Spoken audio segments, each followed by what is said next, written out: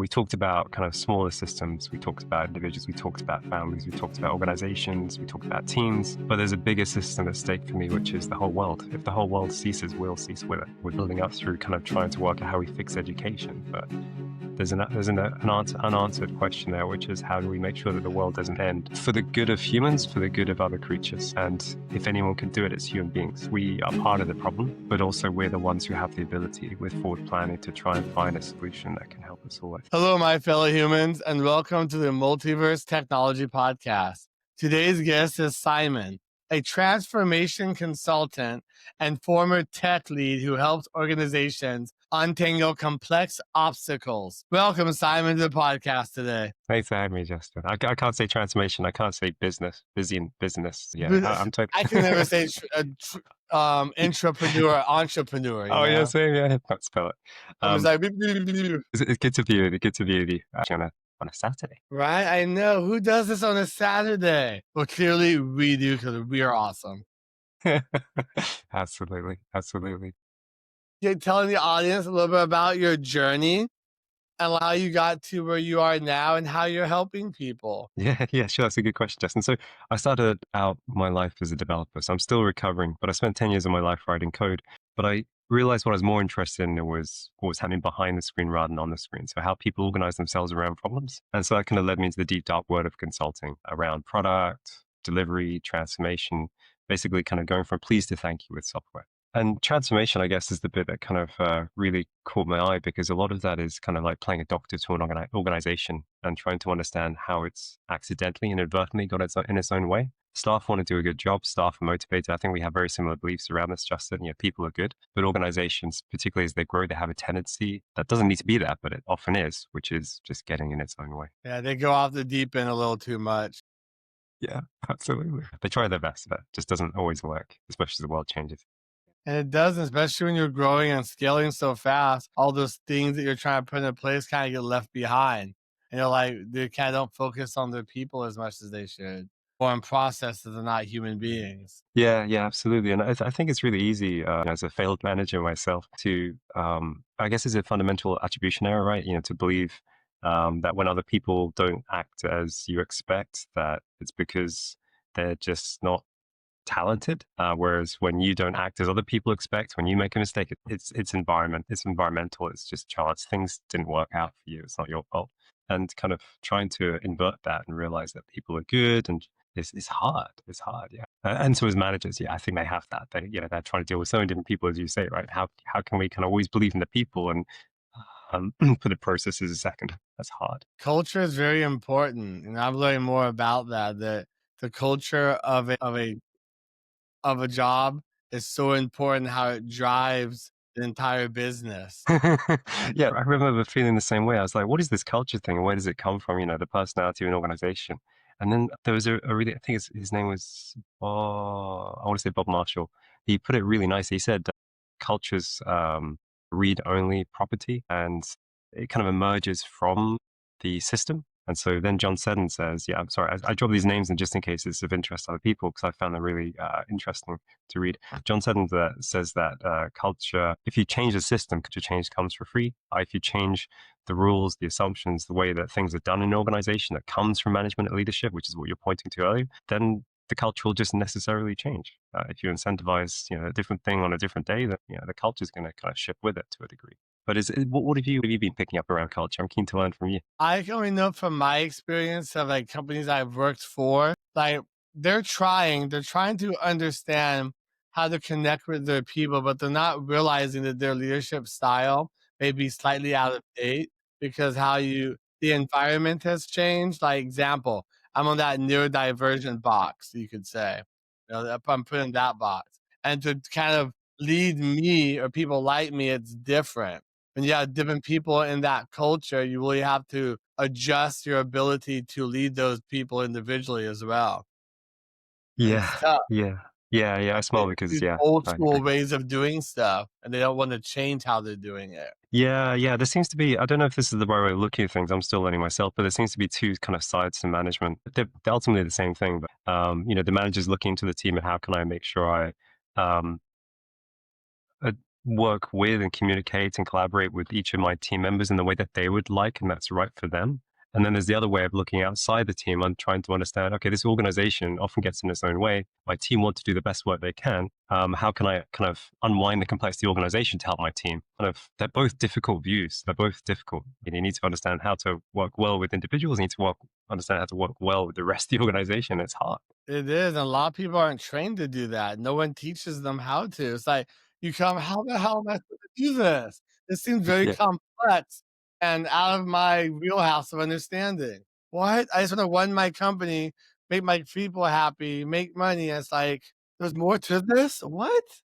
Yeah. Yeah, totally agree. I was never taught any of this, and I don't know really anyone who has. And if they have, I don't really know whether they've been taught the, as you say, the modern methods. I think they've been taught the old ways. This is how we do things in the 1900s.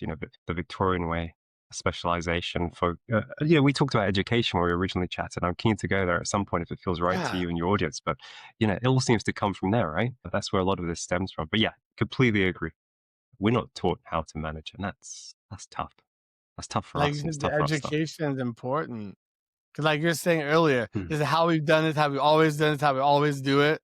That's no longer a viable option. No, no, but that's how we learn. I think you're right. The way I learned was I just mimicked the other managers around me, but it didn't never felt quite right, and you always knew it wasn't going to quite get the results you wanted. But it was a compromise. It was like, well, this is all I know. This is good enough. But and a lot of that is as you start to look after a team, it's hard to stop micromanaging. Like when something's not done, it's hard to like not try and say, well, how did this go amiss? What did I do as a manager to make this something that was missed by the team? It's just, so how does it go in and do it myself? Or I'll tell the person off or something. As opposed to understanding what are the conditions that led to this and how do I make sure the conditions exist for the team to naturally see where to turn their attention to rather than me having to direct them. But yeah, it's Most people don't think that way. Just as human beings, they're just like, "I wanna come to work, do my job, you do yours." I'm not gonna be like, "Oh, well, now I gotta existentially think about how I can make this better." But, they don't think that way usually. talk to, right? Yeah. No, we're not really taught to, like, think on our own and to really pay attention to other people, understand where they're coming from to help them better themselves in the job. We're just taught to go there, do your work, go home, but not how to connect with people. And that's kind of the one thing nowadays is that human aspect of connecting with people and bridging personal and business together. Because in the end of the day, we're both human beings on both ends of that spectrum. Yeah, no, that's really good. I think if we're flipping assumptions here, right, the first one that we flip together, right, is that people are good. People have good intentions. After all, we hired them, so they're good, right?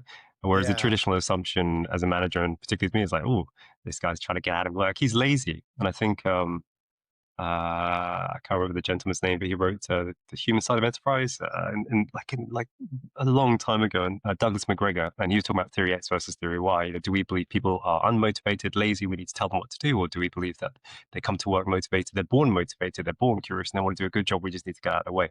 So the first assumption we flipped is that people are good, and the second assumption that you're pointing to there is if someone sees something differently to me, it's not that we need to kind of negotiate. It's that if they see something different to me, they've probably seen something that I haven't seen because the world is complex. We can't, our human brains can't understand it. So if they see something different and they're coming to a different conclusion and I'm over here coming to a different conclusion, there's something important there to be understood and we can put our kind of views together, right? As you said, connection. Yeah. So the first assumption is people are good. The second assumption is every conflict can be evaporated. If we can just understand there's something you see, I don't, let's work it out. Yeah. So I appreciate us methodically working through this Yeah, together. well, it makes I did. sense, and people are speaking the truth and they're communicating Yeah. with each other. To be hon seems to be a lot of that disconnect in the world. Probably didn't mean we bring this up, but like what happened with Charlie Kirk recently. He had conversations with people, he led conversations, and he helped people understand things. And that really goes over into business and personal, to have conversations, to communicate, and to really just start talking about things with people to help them be better, to become the leaders in their companies, in their personal life, to be those people. We have to be those leaders to help them. Sorry, I didn't mean to interrupt. Yeah, no, absolutely. I was just excited to agree with you. That and Stephen Covey. My father always said this, and I realized it comes from Stephen Covey, which is seek to understand before being understood. which is the same thing as you're saying, right? Which is chat with them, understand where are they coming from. What is it that they see that I don't? 'Cause I'm not any better than them. We just see they got different things that we're trying to piece together. So yeah, yeah, I agree with you as always. Just There's just different mindsets and limiting beliefs so many people have, unfortunately, that leave them kind of narrow-minded to really not understand or just do things how, like we said earlier, how they're always done, not yeah, under but I think that's build other human beings. I was just keen to kind of agree with you again. But that's what education teaches us, right? You know, two of the things that come from education is there's one answer to the question being asked, and you need to you have to say what the teachers expect, right? I think we talked about that one. The other one is that we divide people into specialism subjects. You know, until I didn't realize this until recently that Aristotle divided his works into different subjects just to try and categorize them, and that did wonders for the world. But it also led to where we are today, where we divide. We have We took it too far. yeah, we took it too far. Exactly. Yeah, yeah, you put it much better. And I think what we generally find is to steal someone else's words. I can't remember the name. They wrote range, but they say the answer is always that we need is often in the one trench over. The thing is, we can't see outside our trench because we're kind of divided into Ooh, disciplines. I Even like kind of that. even the doctors like cancer is divided into like even tinier disciplines. So we go into ultra specialism, and I think those two things together, always having to try and guess what a teacher wants you to say, and that compliance mindset that comes from education, and that kind of desire to specialize, right? I think those two things don't set us up to be good managers when we need to start to think about more than just ourselves. Not just ourselves, but I mean, the one problem that we're focused on, we now need to think about a team of people and how can we, or how can we help them succeed? And that's completely different to what we're taught in education, I think. But what Yeah, comes up to you? That it was a removes long. our self-reliance, and it removes our creativity, it removes our ability to self-govern and to actually do that and be able to think outside. Like, I always Yeah. say, to be able Yes. to think outside the box, inside the box, and the box doesn't exist, it's a social construct. Yeah. But we've Yes. been set up to think inside and outside the box, not understanding Yeah. there's another option. Yeah, you're Social quite right. constructs are Creativity. killing us. Yeah. Yeah, and in ways I can't even see because I can't see outside the box sometimes because we're so Yeah. we live with it. I mean, sorry, I'm excited by what you say. Just like two things come up, right? One is one I've forgotten, but the other one was I think there was a gentleman Goldratt who said what kids do really well is they ask why. They Yes. say, why is the sky blue? And then, you say, well, because of this. And they're like, well, why is that the case? And you say, well, because of this. And then you say, then they ask why again. And then you say, go to your mother. And so slowly that you have it beaten out of you to stop asking why. Um, Dude, and then when you go to school, creativity requires you to substitute a common assumption for an uncommon assumption in your answer, right?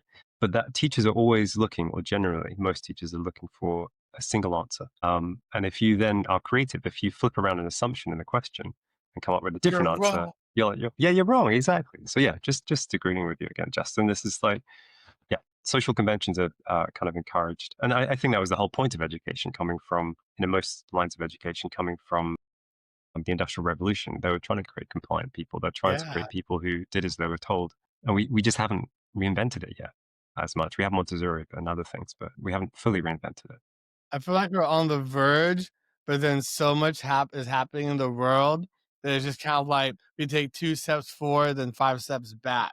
We're just kind of trying to catch up, and we're trying, but having these conversations help bring awareness. Yeah, yeah, I hope so. I mean, we do see movements, right? We do see Montessori schooling and and things around that where we try and some of the things are just so fascinating. I hadn't realized, like one of the people behind this said, Slakoff said, most of the things we remember don't come from school. They're things that we taught ourselves. The language who teaches us our primary language? Ourselves. So can you remember anything from school? It's all memorization, and all the exams are to test memorization, your ability to memorize, which is not a predictor of your success. There's been no uh, there's been no proof behind exams proving how successful people will be. In fact, there's been the opposite. And the only other reason that we run exams is to test the teachers, how good they are at helping people memorize. So it's getting in the way of people, and it's trying to it's in very young age setting their trajectory in very unfair terms, as Yeah, opposed to letting children. how do we transform that into the opposite. Like we're so indoctrinated with doing things one way that falls into our like leadership skills and our companies and our Yeah, personal that we forgot how to think for ourselves to a point where we've done it this way, we're gonna do it this way, but how do I not do it this way? But you don't, like you said, you ask why too many times. Like I was that child. I'm like, why? Why? Why? My mom's like, yeah, shut yeah, yeah. up. But I asked so many why questions when I was younger, and like you said, it does get removed from you over time. Then you become like a manager or leader. You're kind of like, I'm not going to ask why. We're just going to do it just like this. You're not doing it right. Get out of here. It's just so dry and cutthroat. Yeah, no, I never asked why. So I remember you mentioned that you always asked why. And I was just in awe of that. I never really did until recently. And the important thing about why, first of all, is why gets you from the solution to the problem, right? A lot of times people present us, we either have a solution in mind that we haven't really tested before we actually implement it, or we're giving a solution to implement by someone else. And it's only by asking why that we can work back to the problem and make sure that the solution is fit for purpose or that we can adapt as we go because we really understand what problem we're trying to solve. And the other thing you said, sorry, you said people have already solved this. Like the main assumption behind education and the reason the way it is because we assume that children what's the phrase? I can't remember how they phrased it. It's something like children cannot be responsible for themselves, and so That's so because of live. that, yeah, but that it's like if you don't look at it, if you kind of look at it just and glance, and glance at it, you go, yeah, okay, fair enough. But if you think about it really hard, that's not the case, right? Like we learn to make decisions by making decisions, and therefore kids should be able to make decisions because then they'll get really good at making decisions. That's what we want. We want them to make mistakes because you learn by making mistakes. The only thing you learn from not making a mistake, from getting things right, is that you already knew what you thought you knew. So you need to make mistakes. Yeah, make them safe. But it leads to all the things like we tell them what to learn, but then they don't want to learn it. So kids get switched off. And so we shouldn't tell them what Someone's to going to learn. tell me, so I have to think for myself. Cool. Yeah, yeah, exactly right. Yeah. And so if you really think that something's key for them, we should be able to help them garner their interest in it. Like instead of saying you need to learn maths, we should say, hey, you want to build a kite? Okay, cool. That's really cool. You know what might be useful there? These little bits of maths that might be able to help you, work out the angles, right? So let's just do it for that. So it becomes the means to an end as opposed to the end in itself, which often subjects are. So all these things, and there's all these things. All the things in education seem to be systemically built on the assumption that kids can't be responsible for themselves. So we tell them what to learn, we tell them when to learn it, we tell them how to learn, and we talk at them all day because we assume that's the only way they can learn, as opposed to kind of self-led learning where they have a problem, they go and work it out, they get really interested in it, like get into a certain state of flow and work it out for themselves. That's how you learn, right?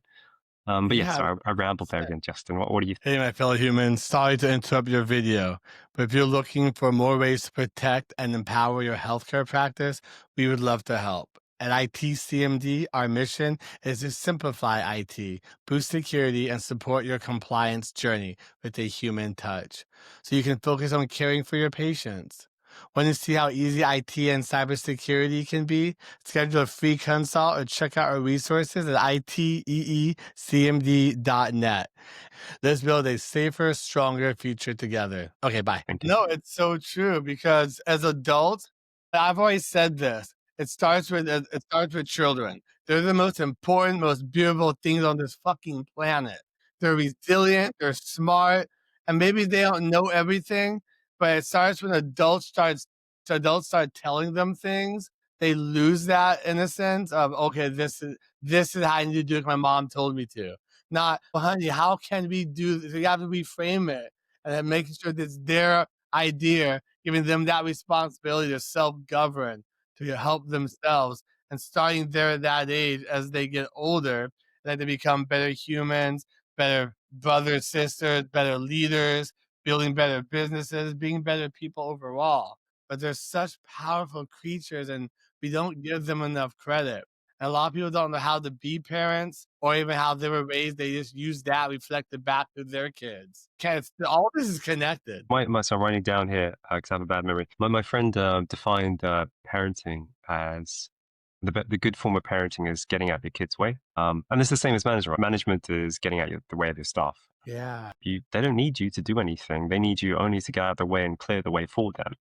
They want to do a good job. You don't need to poke them with sticks. You don't need to offer them reward. Just get out of their way.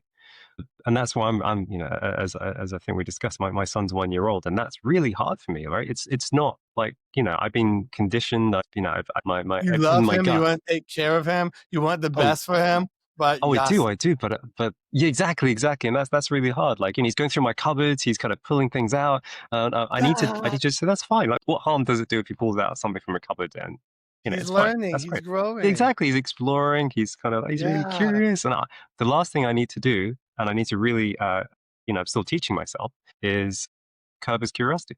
I need him to be the curious kid that he was born, and I just need to make sure I don't damage him through doing the unnecessary. I don't need to make decisions for him, except at a young age and safety related, sure. But very soon he's going to start talking, and when he starts talking, I can initially maybe present him with several choices. That's decision making for him, but it's kind of limited, so he can get started.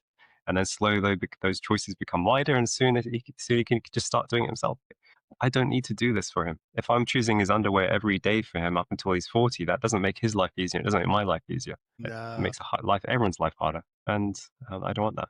So, yeah, I'm learning that. But just as you said, right, kids are born. Well, I need to get out of that way. We need to get out of the way. yeah, it's so true, I love that. Like, I know I was talking to my friend's kids a few years ago, and, like, she just we're like some party that she shouldn't have been at. I think she was, like, 7, and she was there with all the grown-ups are talking and just things they shouldn't be doing, and I always had this connection with kids where I look at them, I just kind of see, like, they shouldn't be here, but they look bored. So I kinda Hmm. started talking to her, and Mm. I showed her this app on my phone. I think it was, oh my god, one of those brain apps. Can't remember Oh, yeah, the the popular training. one. The brain training. I showed it to her, I gave her my phone, and she was like, "Oh my god," she became so addicted, she loved it, she was learning. I looked at her parents, I'm like, "Why aren't you guys showing her stuff like this?" They're like, "Oh, they're just, like, too drunk, they couldn't pay attention, they're too checked out," you know? But, like, you give kids certain things to learn, they will take it with them, and they will learn it. But you have to give them Yeah. that space and the time, like, "Here you go, figure this out," you know? English. Your point raises a really interesting thing as well. Behind the scenes, what that gave her was instant feedback. Education now is about spent learning, memorization, exam. Where is the gratification? Where is the feedback? Where is the thing where I say, okay, now I can do this thing that I couldn't do before? It's often an end is a means to no end, or it Feedback doesn't loop. help me towards a goal. It's just dry. Whereas if kids wanted to learn something because it was helping them towards a problem they wanted to solve, then education suddenly becomes applied, it becomes helpful, it's not memorization, and they have an instant that feedback loop, that dopamine, and they want to keep going. We don't need to motivate them. So to your point, right? You help that young girl And that's have how instant human feedback, going, beings oh, that's are. cool. And that's Yes. how we are as humans. We want that, we need that, we crave that. Mm. And it's such a detriment to our kids and and us as adults, society is doing to us now. Yeah, absolutely. Yeah, it's like we separated education into teaching, and then over here there's this thing called play, but they're not together and they should be together. Why do we need breaks at school? We need breaks at school because memorization is so boring. Teaching is so boring. Teaching isn't learning. Teaching is spewing words at kids, hoping that they'll learn, but that's not necessarily, and most of the time, it's not how they learn, Ooh. I like right? you brought that point up because real teaching is really being a mentor to those kids and guiding them and really helping them on their level, on their terms, because we're all on different levels of learning and understanding, you Yeah, know? yeah, I think so, and Not I've done one it. size fits all. Yeah, yeah, absolutely. But I think a lot of it is them working out where they want to go, and then you supporting them, which is I think what you were saying, right? But it's also assuming that if they're not going the direction you want, that's not bad. And then it's also assuming that if they don't know where they want to go, then it's purely because you can help them. You can help them sample different things, and then I'm sure they'll find something that they're excited to that drives them, right? Yeah, Yeah, guidance is what we need. yeah. Because if So we just agree don't, with so you. all these things we talked about, if this doesn't happen, I've actually seen this play out in many companies where those kids become adults, quote unquote, but their children have a lot of childish like behavior and tantrums, but they become managers, yelling, screaming, throwing tantrums, micromanaging, and all that stems from how they were raised and things in their childhood. It's really Yeah, it can connected. be. Or people Yeah, no, out in the absolutely. world right now yelling and screaming and setting fires at places. You know, there's so much of that. Yeah, yeah, it can be. Like if I for example, I think Alfie Kohn talked about this, and I try to turn it to a simple story. Like if I believe my kid doesn't make good decisions, like say he's like 4 years old and he's going to school and I don't believe he makes good decisions, then I might make decisions for him because I believe that I want him to, if he doesn't make good decisions, he may not have a fulfilling life. So I make decisions for him. But if I make decisions for him and decisions are what exercise his ability to make good decisions, to develop a moral compass so he can make better decisions in the future, then I'm robbing him of his ability to develop his moral compass and make better decisions in the future. And if that is the case, then I'm always going to keep making decisions for him. But the other thing that happens is if I make decisions for him, I need him to comply with the decision I made for him. And the way I'll do that is punishment. And punishment's designed to be uncomfortable, designed to be painful, designed to be something to avoid. And the best way of avoiding punishment is lying. The easiest way is the best way. So I'm encouraging my kid to lie. And I'm also showing punishment is demonstrating power over, it's demonstrating bullying. It's demonstrating that the best way to get what you want is to control other people. And if I do that consistently, I'm scared that at some point my son will do that at school. And don't get me wrong, I'm not perfect. I make these mistakes all the time. I can And appreciate.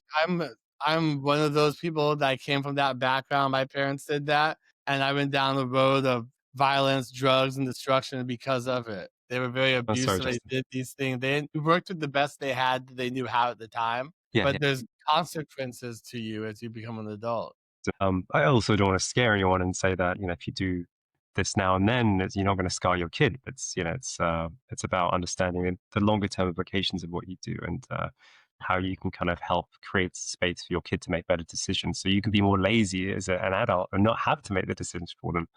And I'm really learning that. I'm finding it really hard because I just want to say, hey, you should do what I want you to do, right? When I want you to do it, because then I Whoa, get to do what I dad. want. Whoa, But dad. yeah, exactly, exactly. That's not helpful, and I'll get less of that in the future if I keep, if I control my son all the time. So yeah, that's so much You'd to learn. lose them pretty much at one point. He'd be like, "Well, Yeah, dad, hey, yeah, that's cool," yeah. and That's you'll have cool, but I want to do disconnect. this. Yeah, you want to keep that relationship with them and keep Yeah, that bond. absolutely. And there's two things you said there, right? The other thing is that, like, I think Alfie Kohn had this anecdote in his book, which was quite scary but quite sobering, where he said a lady after one of his classes, after one of his lectures on parenting, came to him and said, "My son, I found my son did drugs, but he's such a good boy. Why would he do drugs?" And he's like, "It's just because you think he's a good boy, because you've always told him what to do. He listened to what you told him, and he listened to other people and was influenced by them and did what they said, so he did it, right?" And there was something else that you So said, but much I noise that forgot. creates in the mind. Yeah.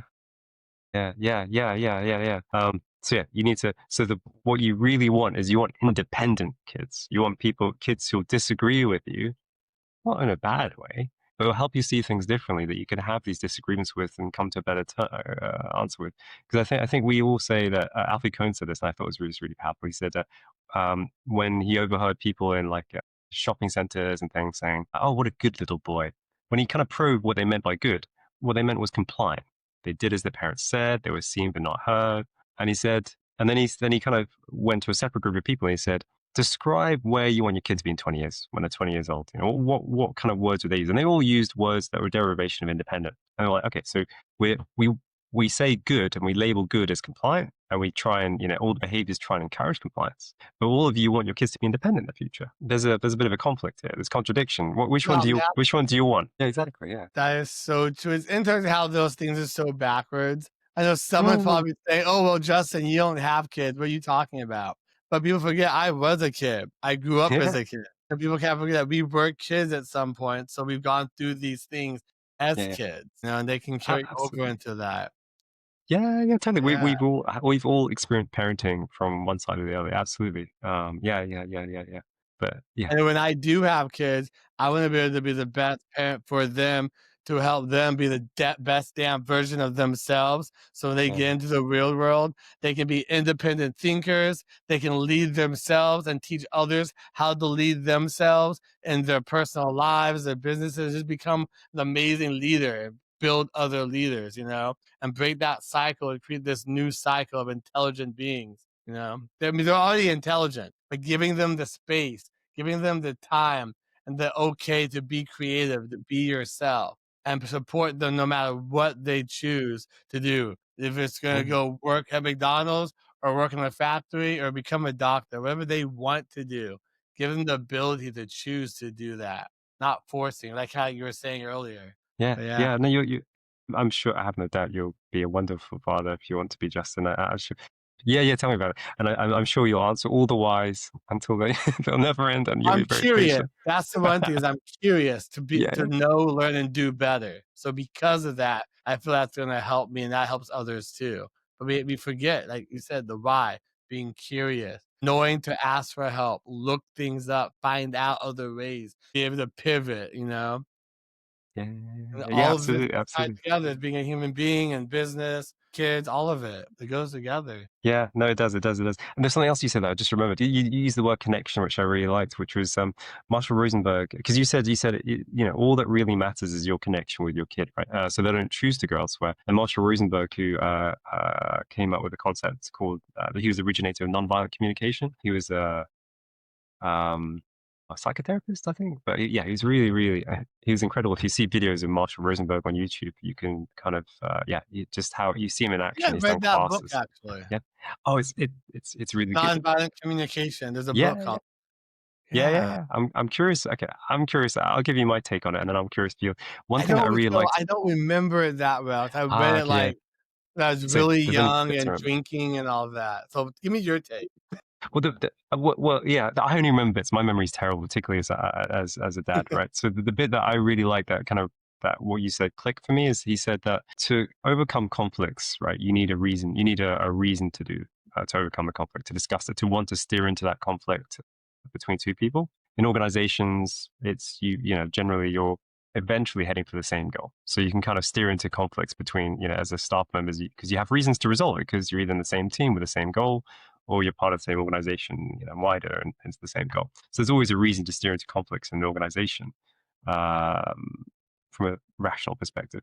But then when you kind of move out of the organizational context, the goal really is connection because that's the only reason that you might want to both steer into a conflict because you want greater connection. And so that is the ultimate goal when it comes to a relationship. If you don't have that connection, then there's no reason to steer into the conflict. And if you do have that connection, there's all the reason to steer into that conflict from both sides. So you have that shared goal. In any relationship, you have a shared goal of connection, and that helps. You know, that's the fuel to try and get through these things and make the relationship stronger, I guess. But yeah, sorry, I just really like your points around connection, and that's being the most important thing. Everything else comes after that.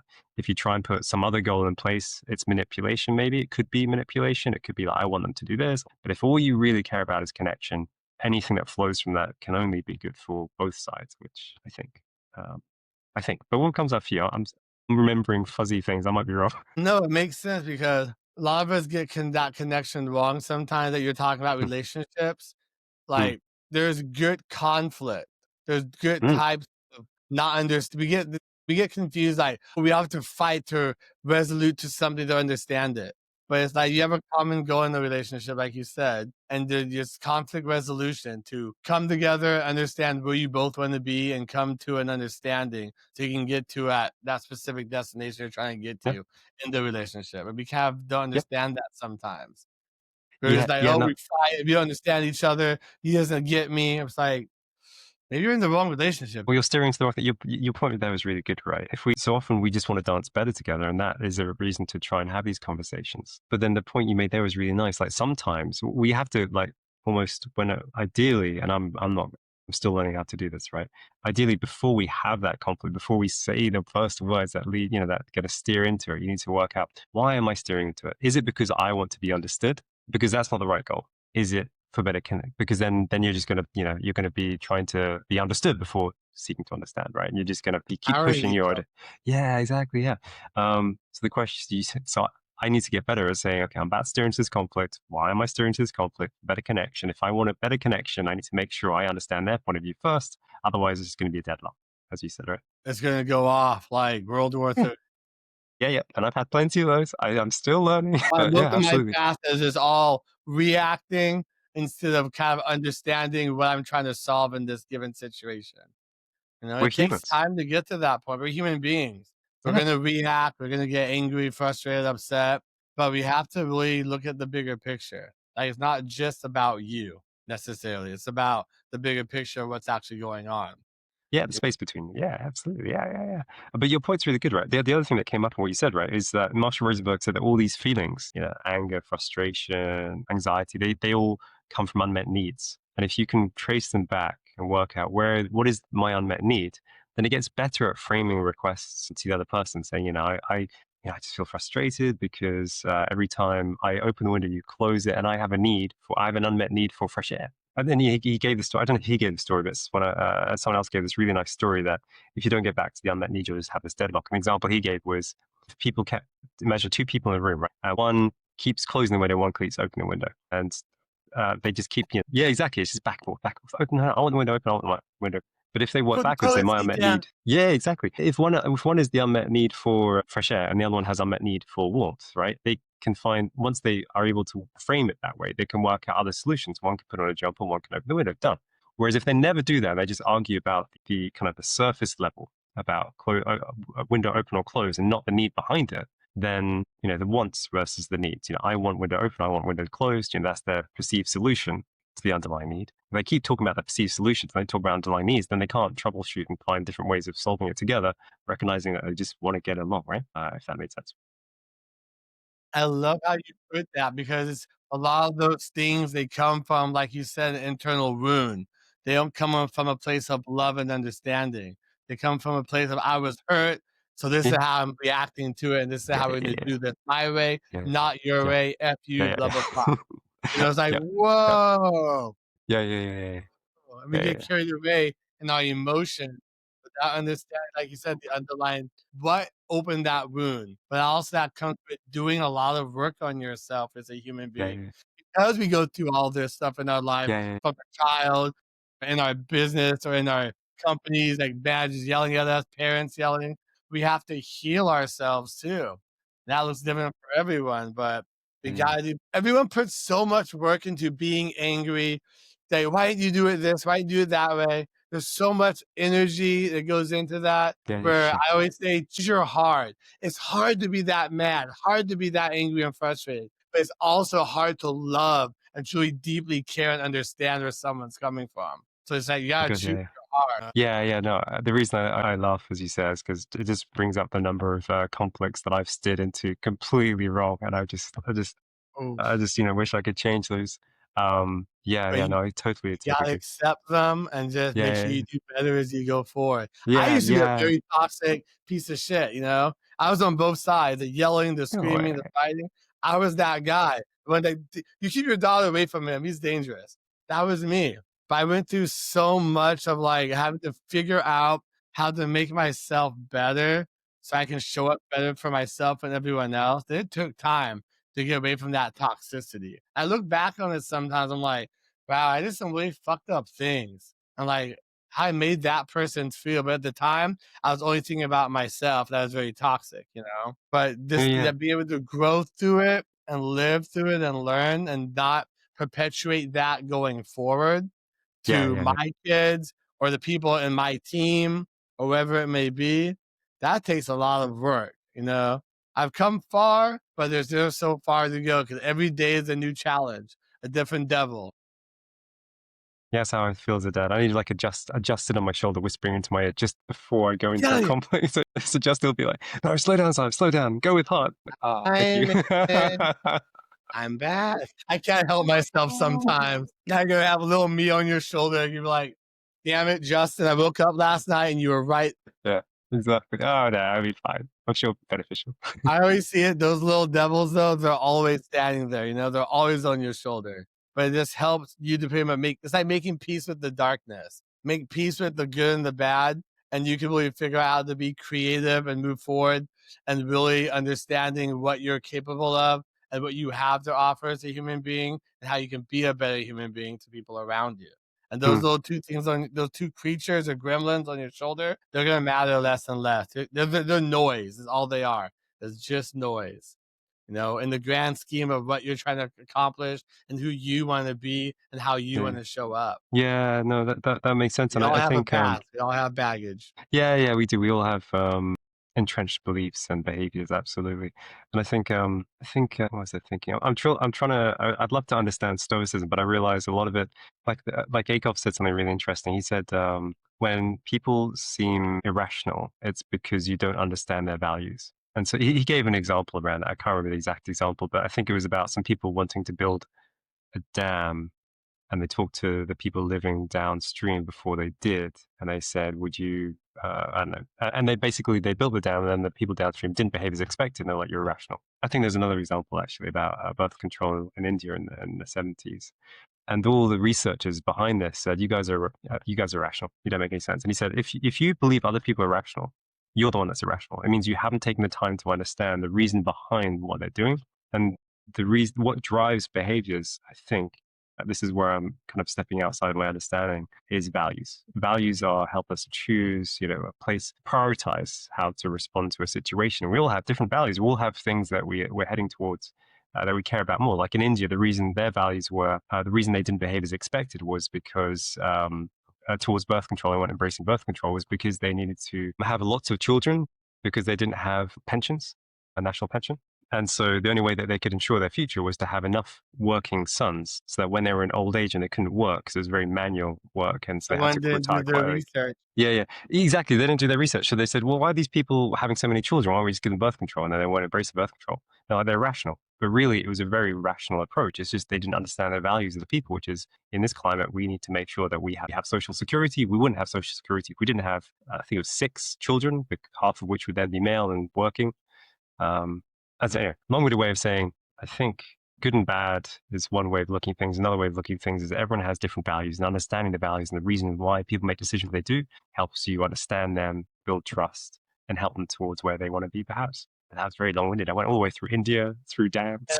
Well, Sorry. that's great across multicultural because you get across different cultures, there can be Mm. completely different values that's kind of the Yeah. one thing that, like, say, Yes. being in America, we just have this one way of thinking and seeing things and not understanding when you go across continents and different cultures, they do things a lot different, but we don't understand or even respect that. We kind of just don't care, some of us. But that kind of goes back to even being here in the United States, where we don't think about other people, where they're coming from, how they grew up, but also when we try and ask them and pull it out of them, they're not going to necessarily tell us. So that we don't know what we don't know. We have to learn how to connect with them and pull those values from them sometimes. Because there's some of them really strengthen, they're really deep into culture. But I think, I assume most cultures have that, and most regions have that issue. Like I can imagine US is a melting pot. Yeah, but every So there's the culture. opportunity. Yeah, exactly, yeah. And therefore you're going to encounter different beliefs, you're going to encounter different values. There's maybe more opportunity for conflicts due to not understanding why someone is doing what they're doing. But That goes yeah, back to asking why, yeah, yeah, and being understanding and curious. appreciating. Yeah, yeah, Now yeah, we're yeah. Be adults, curious we're before not asking. furious. Yeah, Yeah. yeah, absolutely. And I'm bad at that. I don't think I know much about other people's beliefs at all. So yeah, it's They're hard. very It's hard anyway. complex, like, human beings are complex as it is. So, the place that we grew up and the value and where we come from is always so different than other people's, but just even just understanding that complexity Yeah, helps you have better conversations and connect with people, I feel. yeah, yeah, yeah, yeah. You No, have to always I agree. understand them all 100%. Yeah, absolutely. And I think in a slightly different context, Goldratt gives this really nice example where he talks about two scientists where if they come to different conclusions, they don't just say, okay, well, let's just average our results, right? They say, okay, if we both ran the same experiments, we came to different conclusions, in different results, why could that be? And they say, okay, well, they look at the assumptions behind the experiment. They say, what temperature did you do it at? Did you do it at sea level? Did you do it at, meters? And they look at all the different assumptions. And then the scientist finds the assumption behind all of it that led to the different outcome. And it's kind of the same. I know it's more complicated because you maybe don't have a structure for where That to start, but it's the same thing with human beings. Like you came to a different, if it's someone in your team, if it's someone in your community who come to a different conclusion about how to act, just assume that it's rational because it is. It's just based on a different value or a different underlying assumption, a belief about what they're trying to optimize for. But it's and just try and work that out, as you said. Yeah, ask why, ask why, ask why. I get that. Yeah, I was talking with someone recently about tribalism and how, like, tribes so people kind of act how they're taught within that tribe they think Hmm. they should act or they should be. Because of that tribalistic view of ideology, it can be very dangerous or it can be very bad for some or all people. It really depends on from what they're coming from. It's a very interesting conversation because it goes really deep. The human ideologies and how we come together as tribes, and how we all think. Some of us think this way, some of us think that way. but we come to different conclusions sometimes, or we're all kind of off the board. And Yeah, there's yeah. so many aspects of that human part of it that a lot of us don't take the time to know or understand or even care. There's like, Yeah, why I are you think, doing it my way? Whatever. but I think also, from what you said earlier, that a lot of that could be a massive strength if we respond to it. And Huge. right, It's the fact that we all huge. do things differently, we have different beliefs, it means the area we can cover, the amount of reality that we can understand collectively is much greater than any one person or one group of one tribe, one group of people with the same beliefs. We'll never come to the same thing. Often people, I assume people who come to epiphanies about reality, about in physics and things, are people who probably acted outside of their area of expertise, perhaps, maybe, is a stretch. I don't know if that's true, because they come at it from a completely different angle. And so this is, if we just knew how to understand each other better, to connect better, to go back to your like very first opening, right? The opportunity for turning all of that into strength as opposed to dangerous complexity, it could just be so great. That how do we do that? Where do we start? Like, how do we teach that? How do we educate people on that over time? Like, do we start like at 5 years old? Do we start in high Mm. school? Do we start opening our own schools to teach them? Do we give the YouTube University? Here you go, guys. Here's our pod.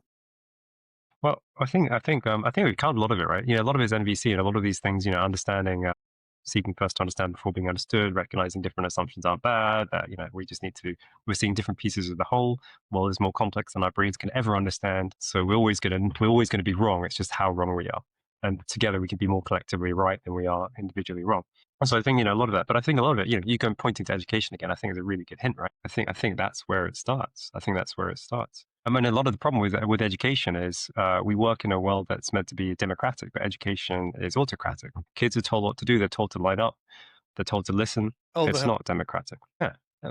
I don't say that with any disrespect for teachers. I have disrespect for the underlying system, which we formed as human beings over 100 years. No one person's wrong. It's just the system's problem. So I think immersion, right? Immersion in a democratic society where people, and they've done this in Sudbury and is it Massachusetts? I don't know, in a school over there, they've done it, and they've done it plenty, I'm sure. But they have democratic schools where every person, teacher and kid, or teacher and student, because they might not be kids, has a vote for where to put the finances, which teachers to have tenure, all of this. Kids, adults, students, teachers, they all have valid views. And it's only through discourse, through disagreements, that they can better learn how to understand others. I'm sorry, that was long-winded. I'm just basically, you point to education? Yeah, 100%. I understand that. Actually, I know they have schools. I've heard they're doing this right, but at the same time, we have a whole system that's Yeah. trying to do it a completely different way and try and tear everything else down and raise them one way. As human beings, we figure things out, how to do things that work for the collective, but you have all these outside forces working against you. And there's Yeah, all yeah, this yeah. noise that I said earlier. This is noise going on. People, it's so hard for us now. And there's social Mm. media, like how to really pick out the things that really have meaning, that really matter, and how do we teach those things, and then Yeah, how do we pass those things down? yeah, You yeah. know, it's Yeah, tough. no, absolutely. I think though, yeah, what you put it really well. There's two things that came out from what you said for me. One is that everyone is trying to do the best they can, but as you say, when you're within the system, it's hard to see the system for what it is and what results it's creating. Matrix. Yeah, yeah, exactly, right. No, no, everyone's trying the best they can, right? And no one is omniscient. So I just To really me, want that's to like a false respect. dichotomy because I just feel like everyone's trying their best, but we could always be doing better. As We human can, beings, yeah, yeah. we are so we're like such powerful beings, and we're so capable of so much. That when I hear that saying, "We're trying our best," to me, I'm like, "They're not trying hard enough." But I, what I I'm think I really think trying to say is, you know, try a different way. You know, that's what I'm trying. I don't disagree. I agree with that, but I think there's something else there, right? Which is if we can't see the effect we're having on society, we don't know that we're not, we don't know what better looks like, I like right? that. So if teachers can't see the impact they're having because it's over a very long time horizon, because they themselves um, haven't seen what it's like to flip the assumptions, which assumptions, things have always been done this way. It's really hard for them to know what better looks like, and a lot of the time they'll poke at the symptoms. They'll say, "Oh, people are using AI these days to write their homework. How do we stop them using AI?" As opposed to, why are people using AI? The reason they're using AI is because they're given essays to write, to answer a question. They found a problem, a solution to your problem. Yeah, yeah, Man, exactly. Yeah, yeah. So the problem is that how homework is set. Why do we have homework? What is homework trying to achieve? And kind of unraveling the problem and asking why we do things in a certain way and why it's being not why is it being responded with? Why are children using eyes? It's why are we if they're responding in that way and it's not the way we want, it's not necessarily them that's wrong. It's probably us that's wrong in the way that we're Yeah, I doing love things. that. And just then starting to unravel it. So we try to fix the symptoms. We say, okay, well, let's stop using AI, as opposed to working backwards, which is much harder, saying, what is wrong with the system? Because as we said, right, everything that we see in education probably comes back from the bottommost assumption, which is we don't trust our children. And that's very hard to unwind. So I agree with what you say that, if people do try their best, why don't we see greater results? But I think it's because people try their best without a clear goal in mind, because they can't see the current goal is incorrect, or there isn't a current goal. Like, I You can't tell you what don't the know goal what of you don't education is. know. You can't see what you Yeah, can't see. exactly. So I believe people are good and they're trying their best, but it's just they're going the wrong 'Cause I have a direction because they can't higher see. expectation for human beings, but that's just probably me. Well, yeah. I think we can all do better, but it's not that It's a easy. little bit each day. It's a little bit better each day. You know, it's not like a grand gesture of like, oh, I gotta be like 10 times better. That's impossible. It's just like I one, like I've learned from my coach, it's 1% or 0.001%. You implement small things that kind of change the needle to move forward, that kind of rewires your thinking, redoes your habits, creates the consistency, and over time. But we have to see it though. We have to see I what's going on, like you said, though. A lot of us Well, I don't think see so. it. Yeah. It's just that I think just so I don't disagree with that. I think that if an improvement in the wrong place is waste, and so if we don't know what the goal is, we don't know what improvement is, and it could be disimprovement. So we need to be clear on what the goal is, and we need to make sure that, and only then can improvement for you mean the same as improvement for me. If we have different, for the teachers who are improving the system, they're improving the system, but they're improving in the way they see is what improvement is, whereas not necessarily the way that we see improvement, because we have different views, and that's fine, right? And I think also, if most of us are taught since education to break things down to understand them and then optimize the individual parts, as we do with toys when we try to understand them as kids, we break them into smaller pieces, try to understand the parts, right? That's what we do with all the systems. We do it with hospitals. We do it with organizations. We do it with education. And so it's very hard as teachers, as anywhere in education, any part of education, to try and see the whole and therefore understand which part to optimize. You don't need to optimize too much, but you do need to start at the beginning. But knowing where the beginning is means you need to understand the whole, and not many people can see that. So that is very true. I got to a point where the system just wasn't working for me anymore. It was Mhm. so frustrating that I finally figured out that there's other ways of doing things outside of the system, outside of the matrix, you know? But Mhm. like we Yeah, said, we're not really taught those ways, but it involves critical thinking and creativity and lots yeah, of yeah. changes, you know, and it's a lot of deprogramming, unfortunately. Yeah, and learning. But all of that comes quite necessary. As you said, kids are perfect. A lot of that comes naturally. We don't need to teach kids. We just need to give them the opportunity to exercise it. And to be clear, right? I just want to be very, very clear.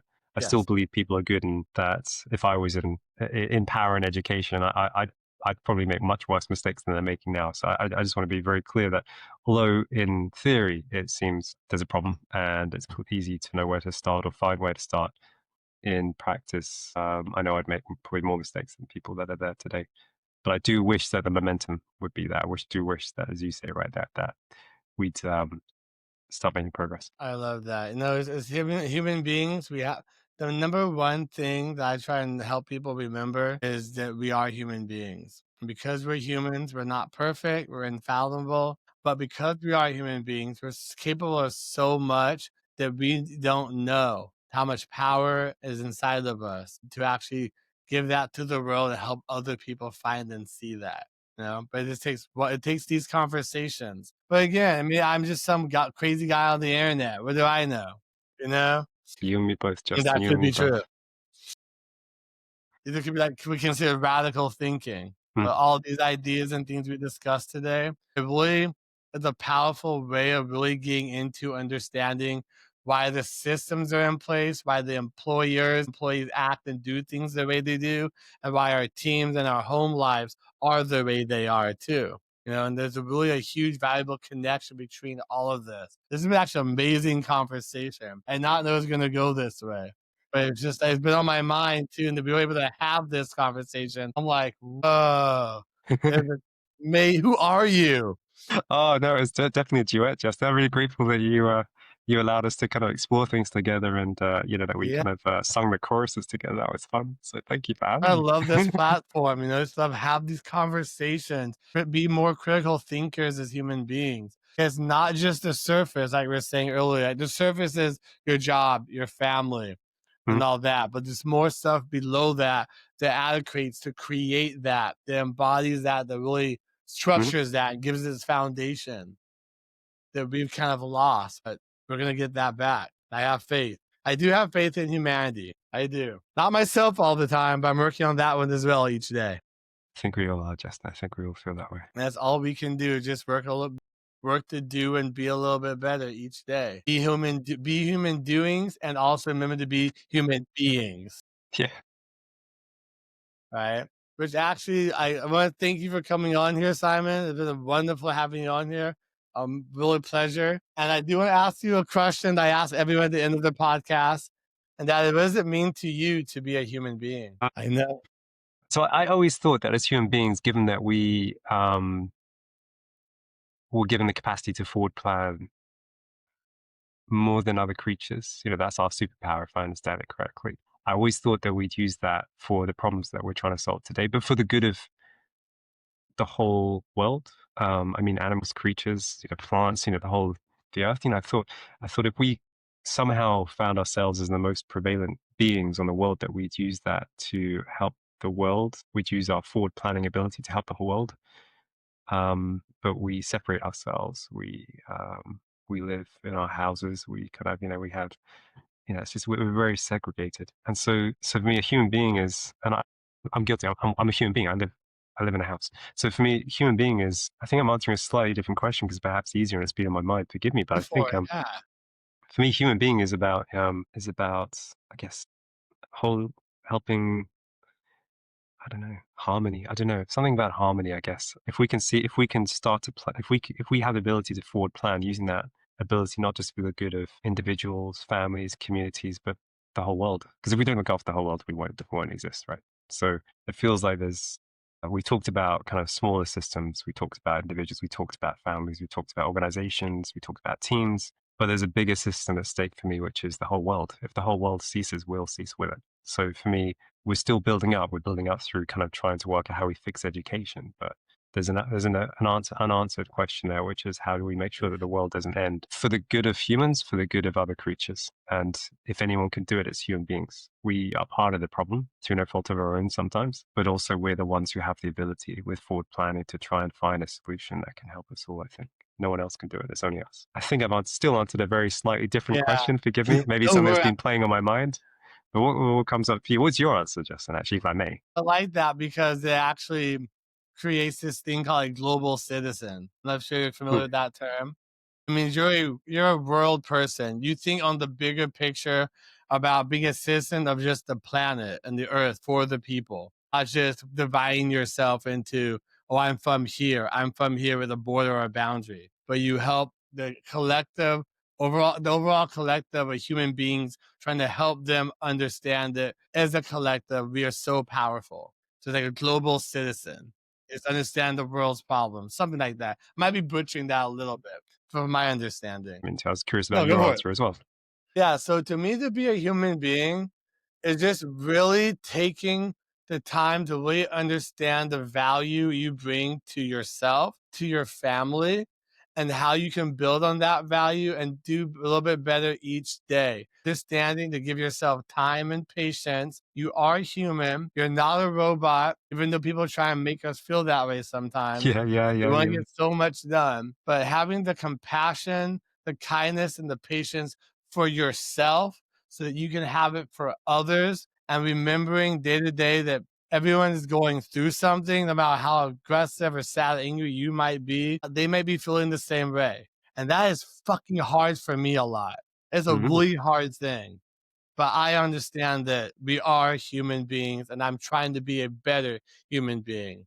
And that it doesn't matter your race, color, skin, political, none of that shit matters. Only that we are human beings first and foremost before anything.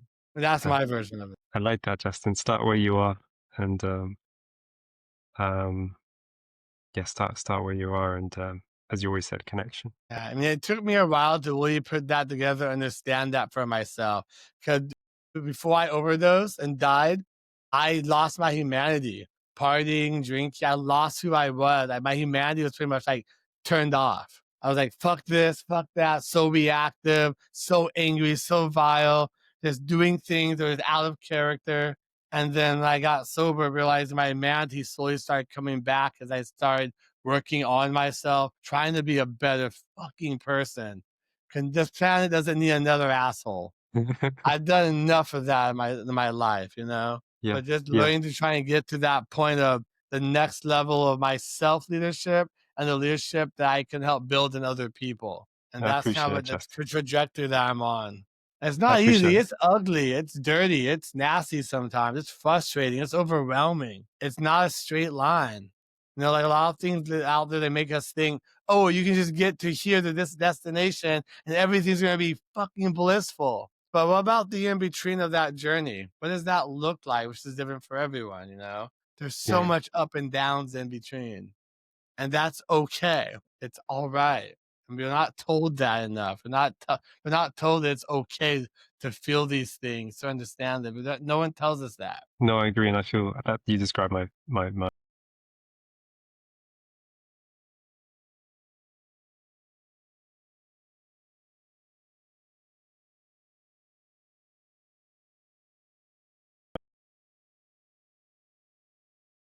Girl's tattoo, actually. Are you serious? Oh, cool. It's an old punk rock band from back in the day, but yeah. We used to get Hero in the other one. Yeah. Anti-hero and hero. Yeah. Thank you, Justin. Thanks for indulging me on and with your answer as well. I appreciate it. I love it. Yes. That was a very long ending, but I enjoyed that. That was amazing. I extended it. Sorry. Thank you. No worries. Before we go, is there any last words you'd like to say to the audience and where they can reach out to you if they'd like to work with you or chat or have a conversation? Oh, I appreciate that. I think the one thing to say that we both probably agree on, Justin, is keep asking why. Be curious before furious. Where you can find me, LinkedIn, but also curiouscoffee.club, not .com, .club. I don't know why I went with .club. That's where you could just book coffee with me. I love chatting, as you can tell. I love learning, and I write articles and um, trying to share what I know, what I think I know, because all I know is I know nothing. That's where you can find me.